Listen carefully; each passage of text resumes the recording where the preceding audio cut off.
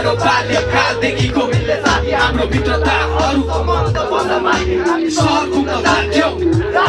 भागी भागी घरमा आमा बाबुलाई डाँटे मर्न र मार्न तयार एकअर्काको लागि सधैँ सँगै बस्थ्यौ स्कुल पढ्दा हामी दुबई नजाने यदि जे पनि बाँड्ने हाम्रो उसले एक दिन चुरोट सल्काई मैले पनि जाने दिन बित्दै गयो अनि बिस्तारै खुलकमा बसियो गाजा अनि गोटी यो पछि त्यो जाप नपाई दिन पनि त्यसपछि फेरि कहिले नयाँ संज्ञा छ तेरो सम्झना यो साथ छोड्ने छैन तर साथी